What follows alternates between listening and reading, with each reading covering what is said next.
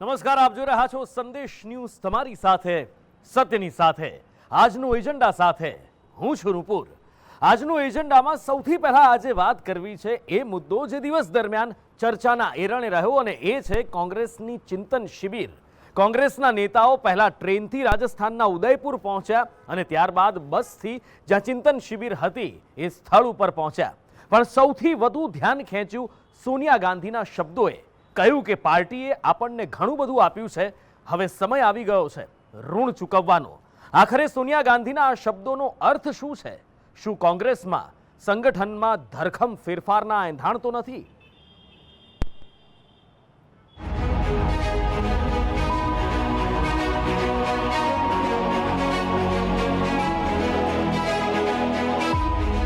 ટ્રેનની સફરથી સત્તાની ડગર।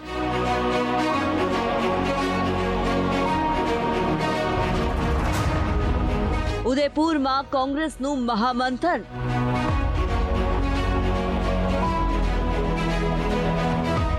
ત્રણ દિવસીય ચિંતન શિબિર।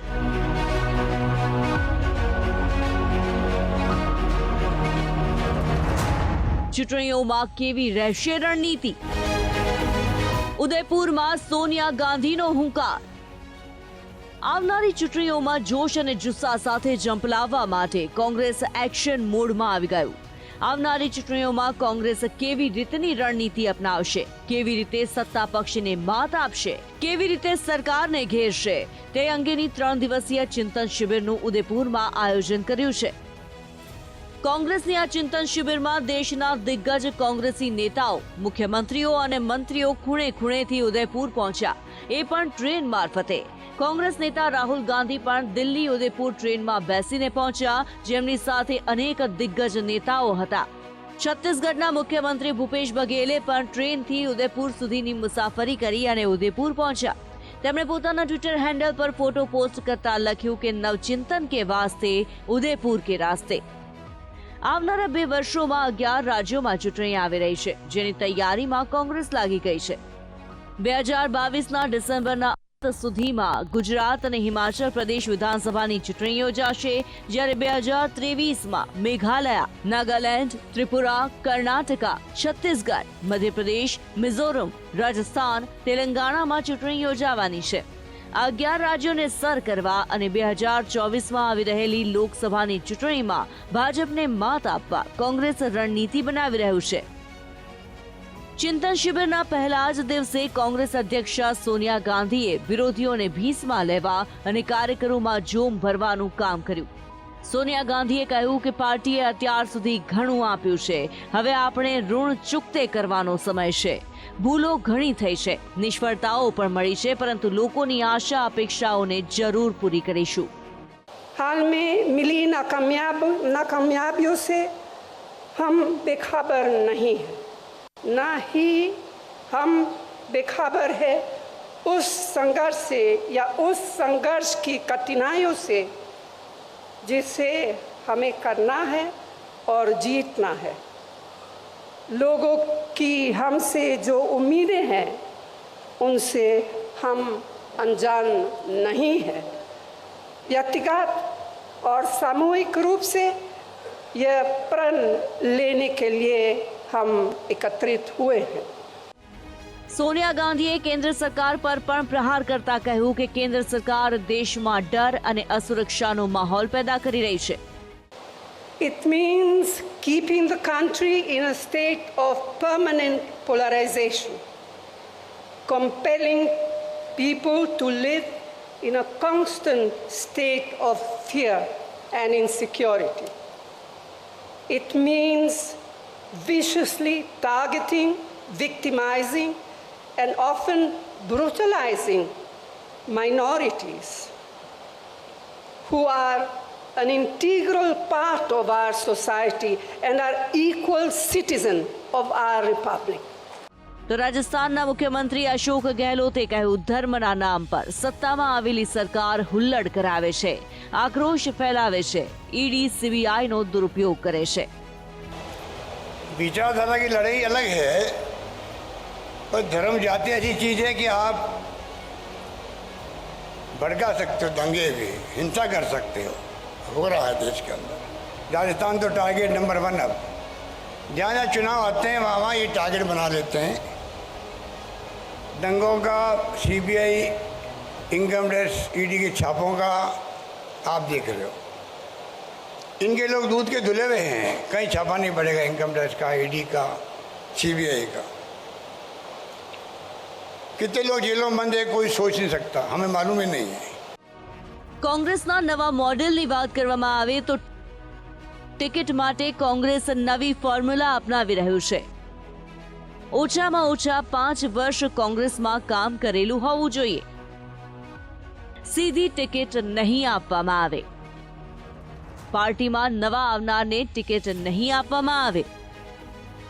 3 વર્ષના કુલિંગ પીરિયડ બાદ નવું પદ મળશે। नेताओं पुत्रों ने 5 वर्ष बाद ज टिकट मळशे। आ फॉर्मूला गांधी परिवार ने लागू नहीं पड़े। और उसके अंदर एक जो कंसेंसस बन रहा है वो कंसेंसस ये बन रहा है कि 1 फैमिली 1 टिकट होना चाहिए और इसमें एक्सेप्शन तभी हो जबकि फैमिली का दूसरा आदमी 5 साल पार्टी के लिए कम से कम अलग से काम कर रहा हो। ऐसा ना हो कि कोई व्यक्ति एकदम से काम, कोई पुराना लीडर है वो एकदम से हो और उसके बाद में उसका रिश्तेदार, उसका बेटा कोई एकदम से आकर के चुनाव लड़ ले। तो अगर किसी को इलेक्शन लड़ना है तो उसको खुद व्यक्तिगत तौर के ऊपर कम से कम 5 साल उसको संगठन के अंदर उसको देने होंगे, जब जाकर के वो चुनाव लड़े। ये एक हम लोगों के बीच में चर्चा है।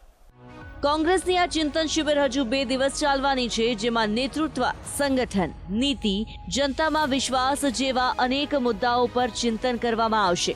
ત્યારે સવાલ એ છે કે શું કોંગ્રેસને ટ્રેનની સફરથી સત્તાની ડગર સાંપડશે? શું મુસાફરીની રણનીતિ કોંગ્રેસને ફરશે?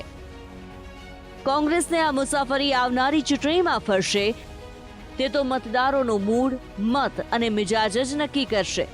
ब्यूरो रिपोर्ट, संदेश न्यूज।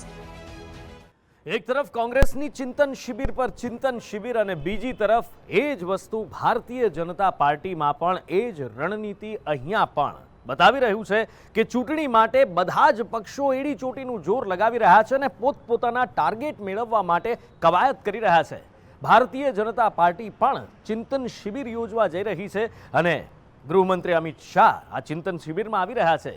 ક્યારે યોજાશે, ક્યાં યોજાશે, કયા કયા મુદ્દાઓ ઉપર એમાં ચર્ચા થશે, હવે એ જોઈએ।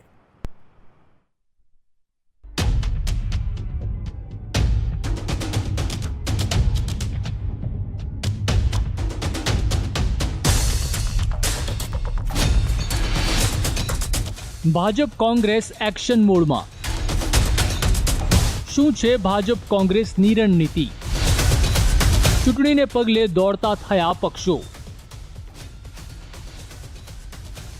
ગુજરાત વિધાનસભાની ચૂંટણીને હવે ગણતરીના મહિનાઓ જ બાકી રહી ગયા છે, ત્યારે પ્રજાને રીઝવવા માટે તમામ પક્ષો મેદાનમાં સક્રિય થઈ ગયા છે।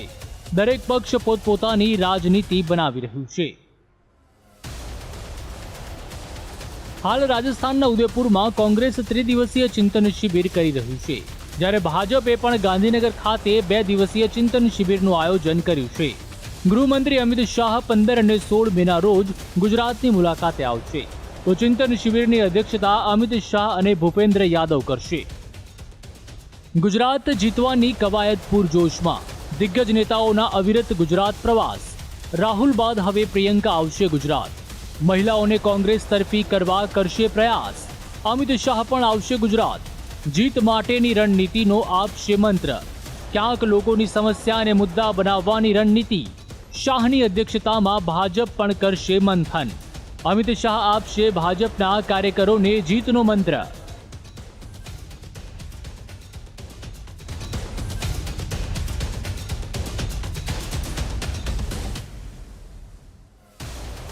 શું રંધાઈ રહ્યું છે ગુજરાતની રાજનીતિમાં? નવા જૂનીના થઈ રહ્યા છે એંધાણ। પક્ષાપક્ષી અને મુલાકાતોના વધ્યા દોર। ગુજરાત વિધાનસભાની ચૂંટણી ડિસેમ્બર માસમાં યોજાવાની છે, માત્ર તેની વિધિવત જાહેરાત જ બાકી છે। ત્યારે ગુજરાતની રાજનીતિમાં નવા જૂનીના એંધાણ દેખાઈ રહ્યા છે। હિંમતનગર સર્કિટ હાઉસ ખાતે મંત્રી પ્રદીપ પરમાર, પૂર્વ રાજ્યસભા સાંસદ શંભુ પ્રસાદ ટુંડિયા, મણિલાલ વાઘેલા સાથે કોંગ્રેસ ધારાસભ્ય શૈલેષ પરમાર જોવા મળ્યા હતા, જેને લઈને હવે અનેક તર્ક વિતર્ક લગાવવામાં આવી રહ્યા છે. ચૂંટણી આવતા જ આ પ્રકારના દ્રશ્યો હંમેશા જોવા મળતા હોય છે, પરંતુ દરેક મુલાકાતમાં કંઈક ને કંઈક નવું થવાના અણસાર ચોક્કસ રહે છે. ત્યારે આ મુલાકાતથી ગુજરાતની રાજનીતિમાં ગરમાવો આવ્યો છે. બ્યુરો રિપોર્ટ, સંદેશ ન્યૂઝ. ફરી એકવાર કાશ્મીરની શાંતિ ડહોળવાના પ્રયાસ થઈ રહ્યા છે. ફરી એકવાર આતંકીઓ કાશ્મીરી પંડિતોને નિશાન બનાવી રહ્યા છે અને ગુસ્સો અને આક્રોશ સાતમા આસમાને પહોંચ્યો છે. લોકો રસ્તા પર ઉતરી વિરોધ પ્રદર્શન કરી રહ્યા છે, સુરક્ષાની ખાતરી માંગી રહ્યા છે. ત્યારે કોણ છે જેનાથી કાશ્મીરની આ શાંતિ જોઈ નથી શકાતી? શું ફરી ઓપન થઈ છે કાશ્મીર ફાઇલ? શું કાશ્મીરમાં ફરી પાછો આવ્યો 90નો દાયકો? કાશ્મીરમાં ફરી શરૂ થયો ટાર્ગેટ કિલિંગનો દોર. જમ્મુ કાશ્મીરમાં 90ના દાયકાનું જાણે પુનરાવર્તન થઈ રહ્યું હોય તેમ લાગી રહ્યું છે. આતંકવાદી સંગઠનો ફરી ઘાટીમાં સક્રિય થયા છે અને સેનાના જવાનોની સાથે સાથે કાશ્મીરી પંડિતોને નિશાન બનાવી રહ્યા છે. પુલવામામાં આતંકીઓએ એસપીઓ રિયાઝ અહમદ ઠોકરને ઘરમાં ઘૂસીને ગોળી મારી દીધી. હોસ્પિટલમાં સારવાર દરમિયાન તેમનું મોત થઈ ગયું. કાશ્મીરમાં છેલ્લા 24 કલાકમાં હત્યાની આ બીજી ઘટના છે, જેને પગલે ઘાટીના લોકોમાં રોષ ભભૂકી ઉઠ્યો છે અને ઠેર ઠેર વિરોધ પ્રદર્શન થઈ રહ્યા છે. આ પહેલા ગુરુવારે સાંજે બડગામમાં આતંકવાદીઓએ ચડુરામાં ક્લાર્ક રાહુલ ભટ્ટને ઓફિસમાં ઘૂસીને ગોળી મારી દીધી. સ્થાનિકોએ ભટ્ટને તાત્કાલિક હોસ્પિટલમાં પહોંચાડ્યો, પરંતુ ડોક્ટરો તેને બચાવી શક્યા નહીં. રાહુલ ભટ્ટ એક કાશ્મીરી પંડિત હતો, જેને આતંકીઓએ ઠાર મારતા કાશ્મીરના લોકોમાં ભારે રોષની લાગણી જોવા મળી હતી. ભટ્ટની જ્યારે અંતિમ યાત્રા નીકળી ત્યારે મોટી સંખ્યામાં લોકો તેની અંતિમ યાત્રામાં જોડાયા હતા. સવારે બંતાલામાં ભટ્ટના અંતિમ સંસ્કાર કરવામાં આવ્યા. દરમિયાન જમ્મુના એડીજીપી મુકેશે, divisional commissioner Ramesh Kumar, deputy commissioner Avani Lavasa સહિતના અધિકારીઓ પણ હાજર રહ્યા. તો બીજી બાજુ અંતિમ વિધિમાં હાજરી આપવા આવેલા ભાજપ પ્રદેશ અધ્યક્ષ રવિન્દ્ર રૈનાનો લોકોએ વિરોધ કર્યો. રાહુલ ભટ્ટની પત્ની મીનાક્ષીના કહેવા પ્રમાણે આતંકીઓએ ઓફિસમાં જઈને પહેલા પૂછ્યું કે રાહુલ ભટ્ટ કોણ છે. આટલું પૂછીને આતંકીઓએ તેમની પર તાબડતોબ ગોળીબાર કરી દીધો. પોલીસનું માનવું છે કે કોઈ કર્મચારી જ આતંકી સાથે મળેલો છે, એટલે જ તેમને પહેલેથી રાહુલનું નામ ખબર હતી. તેમની પત્નીએ કહ્યું કે રાહુલ સતત ટ્રાન્સફરની માંગ કરી રહ્યો હતો, પરંતુ તેમની માંગ દરનિકાર કરી દેવામાં આવી. રાહુલની પત્નીની માંગ છે કે હત્યારાઓને પોલીસ શોધી કાઢે અને તેમને પણ મૃત્યુદંડ આપે. इसको बोला था तो नौकरी ही छोड़ दे, हमें नौकरी ही नहीं चाहिए थी हमें नौकरी, अब यहाँ पे ही खुश थे, अब काम भी खा लेते, मगर इसने नहीं मारा. बोला मुझे दफ्तर है, मेरी फाइलें पेंडिंग है, मेरी वो फाइलें पूरी करनी है, मैं क्या करूँगी, अब कौन सी फाइलें देखेगा वो. કાશ્મીરમાં ફરી આતંકવાદીઓ કાશ્મીરી પંડિતોને નિશાન બનાવી રહ્યા છે, જેને પગલે કાશ્મીરી લોકોમાં ભારે નારાજગી જોવા મળી રહી છે. કાશ્મીરી પંડિતોએ રસ્તા પર ઉતરીને વિરોધ પ્રદર્શન કર્યું અને ઉપરાજ્યપાલના આવવા સુધી મૃતદેહ લેવાનો ઇનકાર કર્યો. બાદમાં ડીઆઈજી સુજીત કુમારના આશ્વાસન બાદ મૃતદેહ ઘરે લઈ જવાયો. તો વડગામમાં શેખપુરા પંડિત કોલોની પાસે મોટી સંખ્યામાં કાશ્મીરી પંડિતોએ વિરોધ પ્રદર્શન કર્યું. તેમણે તંત્રને રજૂઆત કરી કે જ્યાં સુધી તેમને સુરક્ષાનું આશ્વાસન નહીં મળે ત્યાં સુધી લોકો નોકરી પર નહીં આવે. બીજી બાજુ કેમ્પમાં રહેતા કાશ્મીરી પંડિતોએ હાઈવે જામ કરી કેન્દ્ર અને રાજ્ય સરકાર વિરુદ્ધ સૂત્રોચ્ચાર કર્યા. અનંતનાગમાં પણ કાશ્મીરી પંડિત સરકારી કર્મચારી સંઘે વિરોધ પ્રદર્શન કર્યું. પ્રદર્શનકારીઓએ કહ્યું કે 3 મહિનામાં ત્રીજી હત્યા છે. તેમનું કહેવું છે કે કાશ્મીરમાં ફરી ભૂતકાળ જેવી સ્થિતિ સર્જાઈ રહી છે. કાશ્મીરી પંડિતોને સુરક્ષા પૂરી પાડવાના સરકારના દાવા પણ પોકળ સાબિત થઈ રહ્યા છે. કાશ્મીરમાં ટાર્ગેટ કિલિંગની ઘટના ઓક્ટોબરમાં શરૂ થઈ. આર્ટિકલ 370 હટ્યા બાદ ટાર્ગેટ કિલિંગમાં વધારો. 4 કાશ્મીર પંડિત સહિત 14 હિન્દુઓની હત્યા થઈ. 5 દિવસમાં 7 નાગરિકોની હત્યા થઈ, જેમાં કાશ્મીરી પંડિત, શીખ પ્રવાસી હિન્દુ સામેલ. 14 એપ્રિલના રોજ સતીશ કુમારની હત્યા થઈ. સમગ્ર મામલે હવે રાજનીતિ પણ તેજ થઈ રહી છે. શિવસેના નેતા સંજય રાઉતે કેન્દ્ર સરકાર પર પ્રહાર કરતા કહ્યું કે સરકારે ગંભીરતાથી વિચારવું જોઈએ. कश्मीरी पंडितों की घर वापसी की बात हो रही थी. 7 साल में कितने घर वापसी हो गए मालूम नहीं, लेकिन जो थे उनको भी वहाँ रहने नहीं दिया जा रहा है, उनकी हत्या हो रही है. मुझे लगता है गृह मंत्री को इस बारे में बहुत ही गंभीरता से सोचना होगा. जिस प्रकार की हत्या कलुष युवा कश्मीरी पंडित की हुई है वो बहुत दर्दनाक है. मुल्क में हालात बद से बदतर होते जा रहे हैं. जहां मरकजी सरकार अपनी नाकामियां छुपाने के लिए हिंदू मुसलमानों को आपस में लड़ाने का खेल खेल रही है। इसलिए मैं अपने तमाम लोगों से इल्तिजा करती हूं कि आज जुम्मे के दिन तमाम मस्जिदों में हिंदू मुस्लिम भाईचारे की हिफाजत की पुरजोर वकालत की जाए। શું કાશ્મીરી પંડિતોને સુરક્ષા મળશે ખરા? શું સ્વર્ગમાં શાંતિ સ્થપાશે? ઘાટીમાંથી આતંકીઓનો ડોળો ક્યારે હટશે? આ તમામ સવાલો હાલ ઉગ્ર બન્યા છે। બ્યુરો રિપોર્ટ, સંદેશ ન્યૂઝ। આપણી સંસ્કૃતિ રહી છે ગુરુર બ્રહ્મા ગુરુર વિષ્ણુ ગુરુર્દેવો મહેશ્વરા ગુરુર સાક્ષાત પરબ્રહ્મ તસ્મૈ શ્રી ગુરુવે નમઃ। એટલે કે ગુરુને પ્રભુનું સ્વરૂપ, ઈશ્વરનું સ્વરૂપ ગણવામાં આવ્યા છે અને એમને નમન કરવામાં આવે છે, ગુરુને પગે લાગવામાં આવે છે। પણ એબીવીપીની દાદાગીરી આજે અમદાવાદમાં એવી જોવા મળી કે એક વિદ્યાર્થિનીને હાજરી બાબતે પૂછવામાં આવ્યું અને એબીવીપીના નેતા અક્ષત જયસ્વાલ 150 લોકોના ધાડા સાથે આચાર્યની ચેમ્બરમાં ઘૂસી ગયા અને એ જ ગુરુને પગે લગાડવા માટે મજબૂર કરવામાં આવ્યા।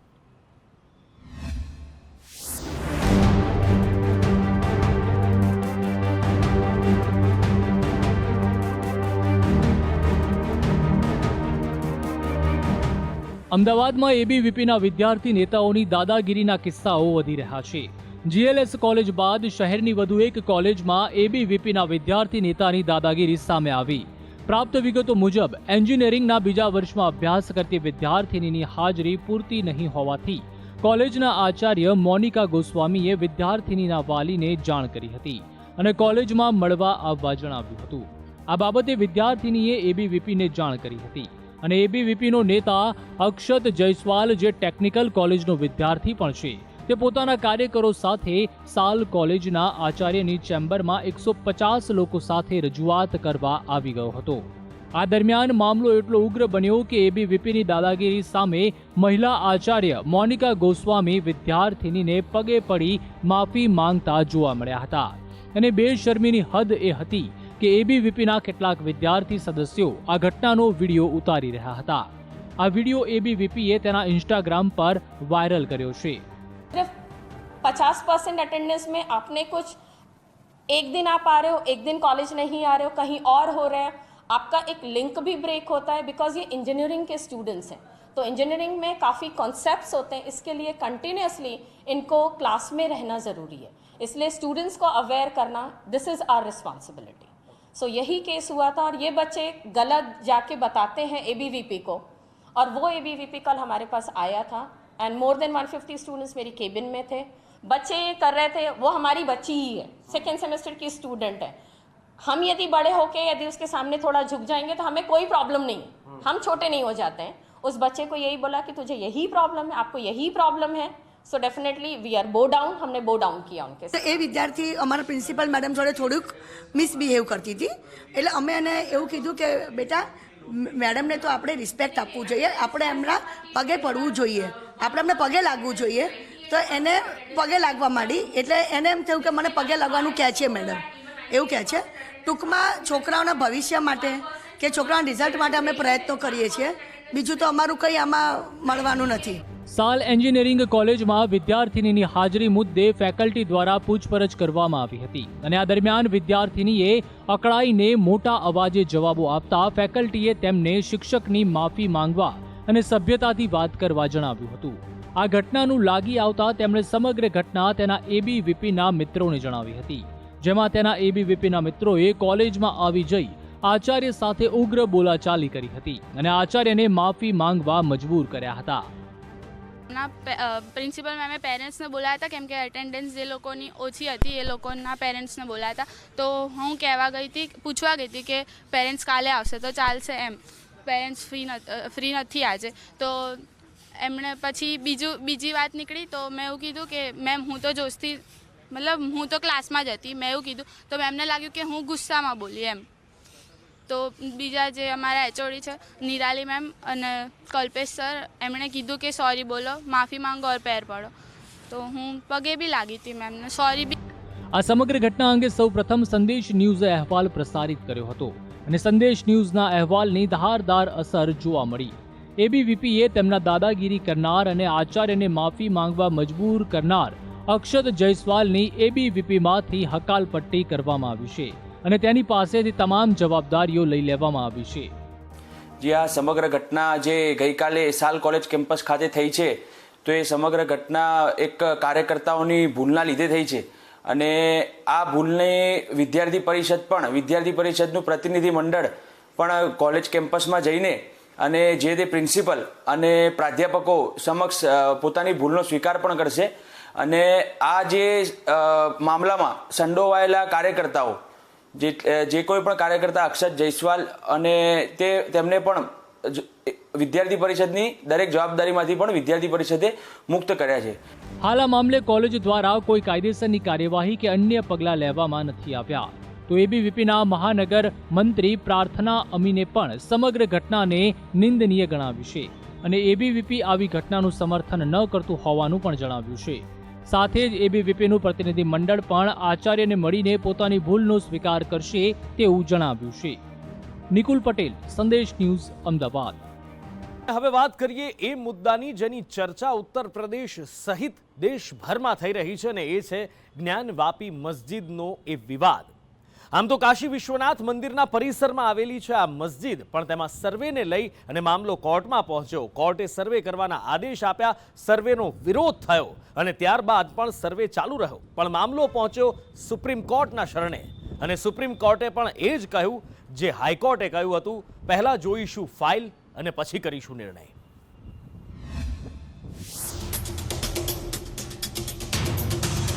કાશીમાં જ્ઞાનવાપી મસ્જિદ સર્વેનો વિવાદ.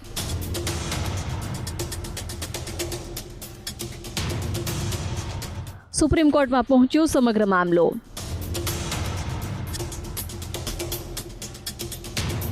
અરજદારોએ ખખડાવ્યો સુપ્રીમ કોર્ટનો દરવાજો. સર્વે પર પ્રતિબંધ લાવવા કરી અપીલ. વારાણસીની જ્ઞાનવાપી મસ્જિદના સર્વેનો મામલો હવે સુપ્રીમ કોર્ટમાં પહોંચી ગયો છે. શનિવારથી શરૂ થનારા આ સર્વે પર રોક લગાવવાની માંગને લઈને સુપ્રીમ કોર્ટમાં અરજી દાખલ કરવામાં આવી છે. તેમાં વારાણસી કોર્ટના એ આદેશને પડકારવામાં આવ્યો છે જેમાં સમગ્ર પરિસરનો સર્વે અને વિડીયોગ્રાફી કરવાનો આદેશ આપવામાં આવ્યો છે. સીજેઆઈ એનવી રમન્નાએ આ અરજી પર કહ્યું છે કે તેઓ પહેલા ફાઇલ જોશે પછી તે નિર્ણય લેશે. સાથે જ તેમણે આ મામલા સાથે સંકળાયેલા પુરાવા માંગ્યા છે. સીજેઆઈ સમક્ષ એડવોકેટ હુઝેફાએ કહ્યું કે આજે વારાણસીની કોર્ટમાં ચુકાદા અંગેની કાર્યવાહી શરૂ થશે. આ કારણે આજે મામલાની તાત્કાલિક સુનાવણી કરવામાં આવે, ઓછામાં ઓછો યથાસ્થિતિ જાળવી રાખવાનો આદેશ આપવામાં આવે. એ પછી સીજેઆઈ રમન્નાએ કહ્યું કે હાલ અમે પેપર જોયા નથી, પેપર જોયા વગર કોઈ પણ આદેશ આપી શકાય નહીં. સુપ્રીમ કોર્ટ આ મામલાની વધુ સુનાવણી આગામી સપ્તાહે કરી શકે છે. પીસ પાર્ટીના પ્રવક્તા શાદાબ ચૌહાણે પણ સમગ્ર મામલે સુપ્રીમ કોર્ટમાં જવાનો હુંકાર ભર્યો છે. કેટલાક અસામાજિક તત્વ ષડયંત્ર રચીને જ્ઞાનવાપી મસ્જિદ, મથુરા જેવા મુદ્દાઓ દ્વારા નફરત ફેલાવીને પ્લેસીસ ઓફ વર્શિપ એક્ટ 91ના ધજાગરા ઉડાવી રહ્યા છે. દેશને નુકસાન પહોંચાડવાનું ષડયંત્ર રચાવવામાં આવી રહ્યું છે. એની વિરુદ્ધ પીસ પાર્ટી સુપ્રીમ કોર્ટમાં લડાઈ લડશે. શનિવારે સવારના 8 થી 12 વાગ્યા સુધી સર્વે અને વિડીયોગ્રાફી ચાલશે. એડવોકેટ કમિશનરે કોર્ટના આદેશ મુજબ કમિશનની કાર્યવાહીને 17 મે પહેલા પૂરી કરવાની વાત કહી છે. કોર્ટે તેના આદેશમાં એ વાત લખી કે જ્ઞાનવાપીનો સંપૂર્ણ સર્વે કરવામાં આવે અને આ અંગેનો રિપોર્ટ 17 મેના રોજ સોંપવામાં આવે. આ મામલાની વધુ સુનાવણી 17 મેના રોજ હાથ ધરાશે. બ્યુરો રિપોર્ટ, સંદેશ ન્યૂઝ. કાળઝાળ ગરમી પડી રહી છે, સૂર્યનારાયણ પ્રકોપ વરસાવી રહ્યા છે અને આ વર્ષની ગરમી દાયકાઓના રેકોર્ડ તોડી રહી છે. એવું નથી કે માત્ર ગુજરાતમાં જ આવી ગરમી પડી રહી છે, પણ આવી જ કાળઝાળ ગરમી દેશભરમાં પડી રહી છે. ગરમીથી કયા રાજ્યના લોકોના હાલ કેવા થયા છે અને હજી ક્યાં સુધી આ ગરમી સહન કરતા રહેવું પડશે, શું કહે છે હવામાન વિભાગ, હવે એ જોઈએ. એપ્રિલ માસની શરૂઆતથી જ ગુજરાત રાજ્યના લોકો ગરમીનો માર સહન કરી રહ્યા હતા. ત્યારે ડર સતાવી રહ્યો હતો કે મે માસમાં શું હાલ થશે અને આખરે બન્યું પણ તેવું જ. મે માસે ગરમીના તમામ રેકોર્ડ બ્રેક કરી નાખ્યા છે અને હજુ પણ અગ્નિજ્વાળાઓમાં તપવા માટે લોકોએ તૈયાર રહેવું પડશે, કારણ કે રાજ્યમાં હજુ પણ કાળઝાળ ગરમીનો પ્રકોપ યથાવત રહેવાનો છે. સાથે જ આગામી દિવસોમાં હીટવેવની આગાહી પણ વ્યક્ત કરાઈ છે. ઉત્તર ગુજરાત હોય કે મધ્ય કે દક્ષિણ ગુજરાત યા પછી હોય સૌરાષ્ટ્ર કે કચ્છ, દરેક જિલ્લાઓમાં લોકોને ગરમીનો માર સહન કરવો પડશે. હજુ 2 દિવસ અગ્નિજ્વાળાઓમાં તપવા માટે પ્રજાએ તૈયાર રહેવું પડશે. હવામાન વિભાગ દ્વારા અમદાવાદમાં આજે રેડ એલર્ટ આપવામાં આવ્યું હતું, જ્યારે આવતીકાલથી અમદાવાદ, ગાંધીનગરમાં ઓરેન્જ એલર્ટ આપવામાં આવ્યું છે. રાજ્યમાં ગરમીનો હાહાકાર હજુ પણ યથાવત રહેશે. ગરમી આસાનીથી પ્રજાનો પીછો નહીં છોડે. જો તાપમાનની વાત કરીએ તો સુરેન્દ્રનગરમાં સતત બીજા દિવસે 46 ડિગ્રી તાપમાન નોંધવામાં આવ્યું છે. સૌથી વધુ સુરેન્દ્રનગરમાં 46 ડિગ્રી તાપમાન નોંધાયું છે. સુરેન્દ્રનગરમાં 46 ડિગ્રી, અમદાવાદમાં 45 ડિગ્રી, ગાંધીનગરમાં 45 ડિગ્રી, તો અમરેલીમાં 45 ડિગ્રી તાપમાન નોંધાયું છે. સમગ્ર રાજ્યમાં ગરમીનું યલો એલર્ટ આપવામાં આવ્યું છે. તો સાબરકાંઠા, પાટણ, મહેસાણામાં પણ ગરમીથી લોકો પરેશાન છે. બપોરના સમયે રસ્તાઓ સુમસામ બન્યા છે. ગરમીની અસર બાળકો અને વૃદ્ધો પર પણ પડી રહી છે.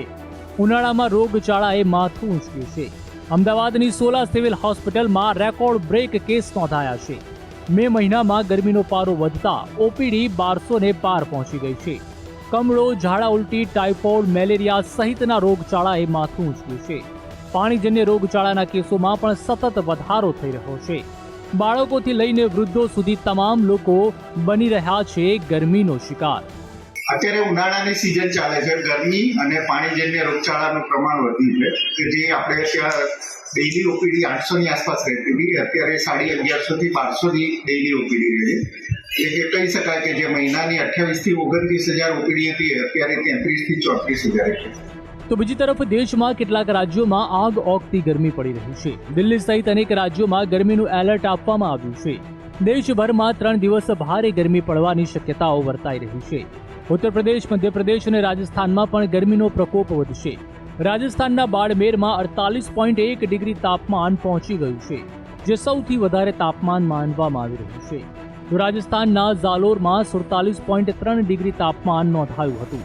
મધ્યપ્રદેશના ખરગોનમાં 46.4 ડિગ્રી તાપમાન નોંધાયું છે. મધ્યપ્રદેશના બરવાનીમાં 45.8 તાપમાન નોંધાયું છે. તો રાજસ્થાન, મધ્યપ્રદેશ, મહારાષ્ટ્ર, હરિયાણા, દિલ્હી તેમજ પૂર્વ મધ્યપ્રદેશના અલગ અલગ ભાગોમાં લૂ લાગવાની શક્યતાઓ પણ વ્યક્ત કરવામાં આવી છે. તો બીજી તરફ કેટલાક વિસ્તારોમાં વરસાદની આગાહી વ્યક્ત કરાઈ છે. આસામ, પશ્ચિમ બંગાળમાં વરસાદી માહોલ સર્જાયો છે. આસામમાં તો ચોમાસું જામ્યું હોય તેટલો વરસાદ વરસ્યો છે. તો હિમાચલમાં પહાડો પર બરફ વર્ષા થઈ રહી છે. જો કે ગરમીને લઈને હવામાન વિભાગ દ્વારા સાવચેતીઓ પણ આપવામાં આવી છે. आने वाले दिनों में बिल्कुल जी हॉट एंड ड्राई कंडीशंस ही प्रिवेल करेंगी और हीट वेव की प्रिडिक्शन है, तो सभी को ध्यान रखना चाहिए. हम लिक्विड्स वगैरह लेते रहें और डाइट का ध्यान रखें, हाइड्रेटेड रहें. अगर बाहर जाना है तो कवर्ड रहें, स्पेशली हेड कवर करके रखना चाहिए. મહત્વનું છે કે ગરમીનો પ્રકોપ સહન કરી રહેલા લોકો વરસાદની આતુરતાથી રાહ જોઈ રહ્યા છે. દક્ષિણ પશ્ચિમ ચોમાસાની શરૂઆત કેરળથી થશે. હવામાન નિષ્ણાતોએ આગાહી કરી છે કે આ વર્ષે પ્રી મોન્સૂન વરસાદ વ્યાપક તેમજ શક્તિશાળી રહેશે. જો કે ભારતમાં સત્તાવાર ચોમાસું 1 જૂનથી બેસે છે, પરંતુ આ વર્ષે ચોમાસું વહેલા બેસે તેવી શક્યતાઓ છે. અંદમાન નિકોબારમાં ચોમાસું 15 મે બેસવાની શક્યતાઓ છે. 15 મેના રોજ પહેલા વરસાદની આગાહી કરવામાં આવી છે. બ્યુરો રિપોર્ટ, સંદેશ ન્યૂઝ.